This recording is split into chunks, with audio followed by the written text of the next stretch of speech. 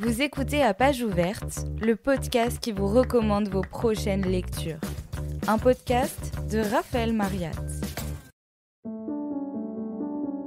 Avant qu'elle se mariât, elle avait cru avoir de l'amour. Mais le bonheur qui aurait dû résulter de cet amour n'étant pas venu, il fallait qu'elle se fût trompée, songeait-elle. Et Emma cherchait à savoir ce que l'on entendait au juste dans la vie par les mots de félicité, de passion et d'ivresse qui lui avaient paru si beaux dans les livres. Elle songeait quelquefois que c'était là pourtant les plus beaux jours de sa vie, la lune de miel comme on disait. Pour en goûter la douceur, il eût fallu sans doute s'en aller vers ces pays à noms sonores où les lendemains de mariage ont de plus suaves paresses. Mais comment dire un insaisissable malaise qui change d'aspect comme les nuées, qui tourbillonne comme le vent. Les mots lui manquaient donc, l'occasion, la hardiesse. Bienvenue dans cet épisode où je vais m'efforcer à ne pas vous parler pendant 5 heures, car je vais vous présenter mon livre préféré, Madame Bovary de Gustave Flaubert. Ce roman m'a donné l'amour de la lecture. Même si certains le trouvent un peu ennuyeux, faites-moi confiance. Je vais vous prouver le contraire. Pour commencer, je vous ai lu un extrait du chapitre 5 et un autre du chapitre 7 de la première partie. En assemblant ces passages, le livre se résume facilement. Servez-vous un bon thé, balancez-vous sur votre rocking chair pour vous détendre avec Flaubert.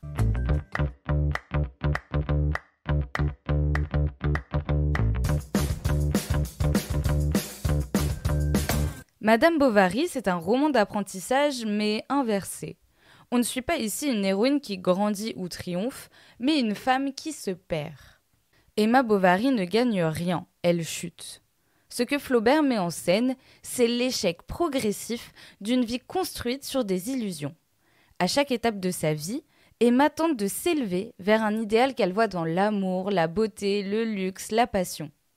Mais la réalité vient cruellement lui rappeler qu'elle n'est qu'une femme ordinaire dans une province ennuyeuse.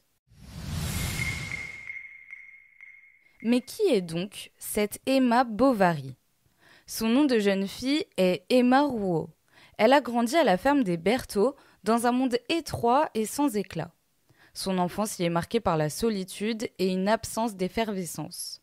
Lorsqu'elle entre au couvent, ce n'est pas tant pour des raisons religieuses que par nécessité sociale. C'est là qu'elle découvre la lecture, notamment la lecture romanesque. Les romans deviennent pour elle des modèles de vie, peuplés d'héroïnes sublimes, de passions dévorantes et de destins tragiques. Elle y croit pleinement. Flaubert nous donne ici une réflexion vertigineuse sur le pouvoir de la fiction. La littérature peut faire rêver, elle peut élever, mais elle peut aussi mentir. Elle peut nous détourner du réel et en ce sens, Emma est une victime des récits qu'on lui a vendus. Elle est en attente permanente d'un moment romanesque, d'un renversement du quotidien, d'un coup de foudre, d'un bouleversement. Mais ce moment n'arrive jamais, ou alors il arrive trop mal, trop tard, trop faiblement.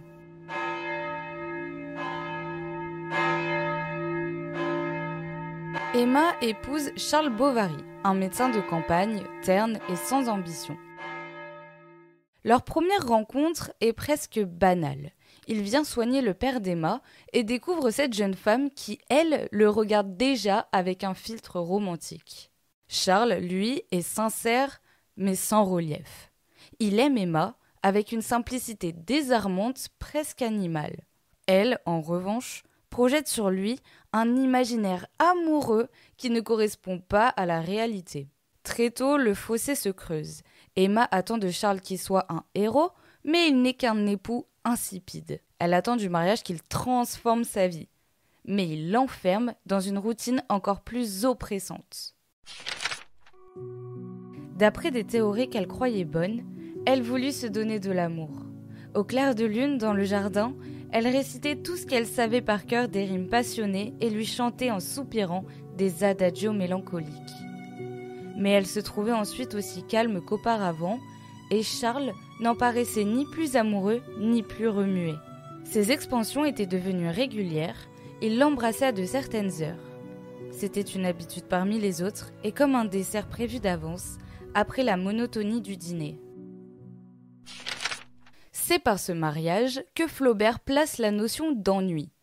Pas l'ennui passager, mais l'ennui existentiel profond et corrosif. Il le décrit comme une sorte de poison lent. Emma ne s'ennuie pas parce qu'il ne se passe rien, elle s'ennuie parce qu'elle a rêvé trop grand. Madame Bovary, c'est une femme coincée dans un cadre rigide, pas le droit de travailler, pas de reconnaissance sociale, son corps, sa maison, sa vie entière appartiennent à d'autres. C'est là que le roman devient féministe. Emma n'a aucun espace pour exister, ni dans son couple, ni dans sa maternité, ni dans sa société. Et justement, parlons de maternité. Emma ne veut pas vivre comme sa mère. Elle ne veut pas être réduite à son rôle de génitrice, à la soumission conjugale, au silence social. C'est d'ailleurs ce qui rend une scène du roman si frappante, juste avant son accouchement.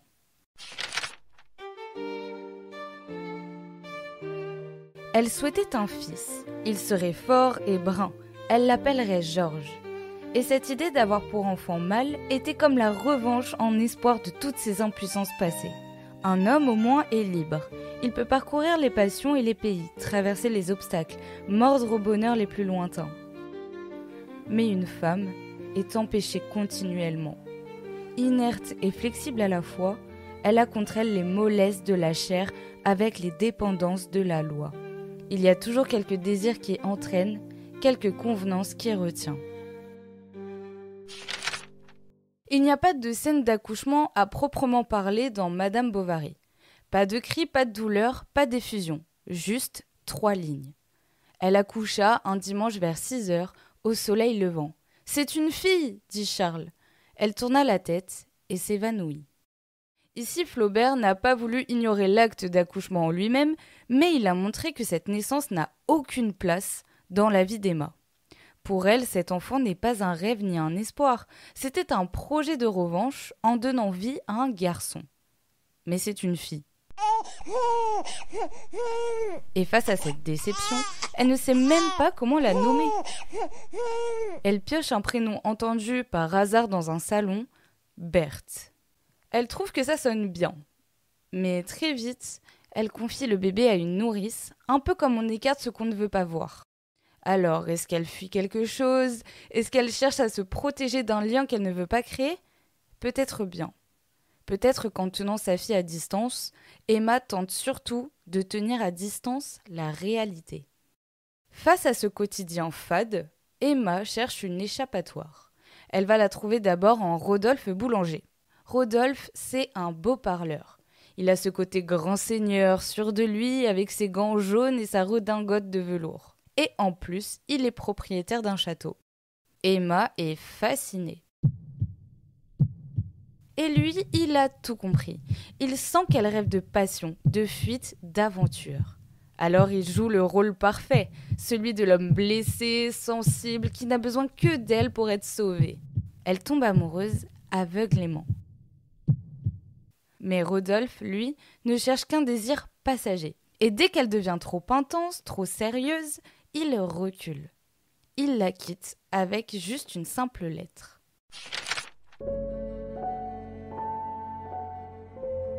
Du courage, Emma, du courage. Je ne veux pas faire le malheur de votre existence. Avez-vous mûrement pesé votre détermination? Savez-vous l'abîme où je vous entraînais, pauvre ange? Non, n'est-ce pas? Vous alliez confiante et folle, croyant au bonheur, à l'avenir. Ah, malheureux que nous sommes, insensés.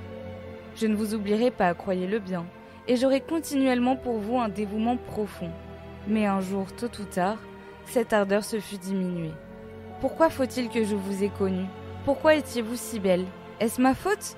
Oh mon Dieu! Non, non, n'en accusez que la fatalité. Le monde est cruel, Emma. Et moi qui voudrais vous faire asseoir sur un trône, moi qui emporte votre pensée comme un talisman, car je me punis par l'exil de tout le mal que je vous ai fait. Je pars. Où? Je n'en sais rien. Je suis fou. Adieu.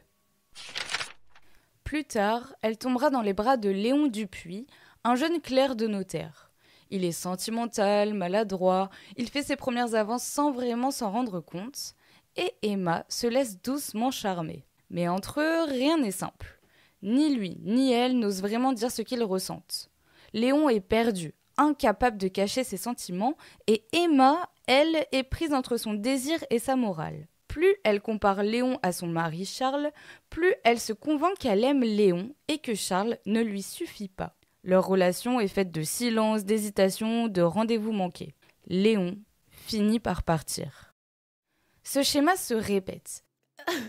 Chaque fois, Emma croit être l'héroïne d'une histoire d'amour. Chaque fois, elle finit par se heurter à la banalité du réel. Pour s'échapper de cette vie, elle se tourne vers une autre illusion, la consommation. Elle s'endette en accumulant les robes, les rideaux, les bijoux. Chaque dépense est une tentative de combler un vide, de matérialiser une existence plus brillante. Mais la dette devient un piège. Elle se ruine pour faire des cadeaux à ses amants, ce qui ne les empêche pas de partir. Emma Bovary incarne le gouffre entre ce qu'elle est et ce qu'elle voudrait être. Elle vit à crédit, au propre comme au figuré.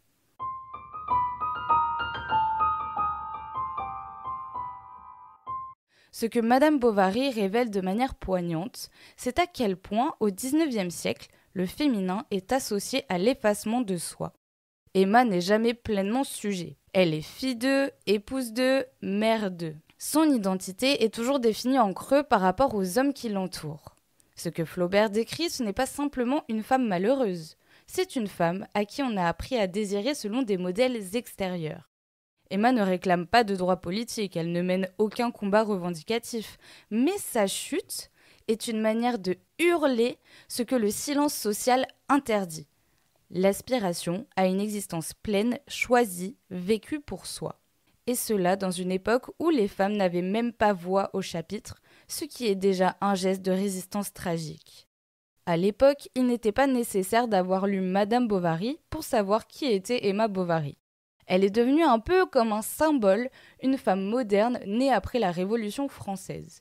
Même si le décor, la Normandie sous la monarchie de Juillet, paraît très loin de notre monde, son histoire continue de parler.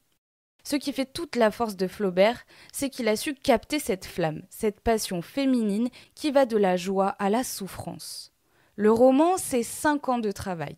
Chaque mot pesé, travaillé, encore et encore, jusqu'à l'imprimerie. Et dès sa sortie, le texte a fait un carton, malgré la censure. Car oui, Flaubert, après la publication de Madame Bovary, sera poursuivi pour outrage à la morale publique. Ce procès, célèbre, dira beaucoup de l'inconfort que crée cette œuvre. Pour en savoir plus sur ce jugement, je vous invite à écouter l'épisode bonus de Madame Bovary. Je ne vais pas vous raconter la fin du roman, parce que Madame Bovary doit être découverte dans son ensemble.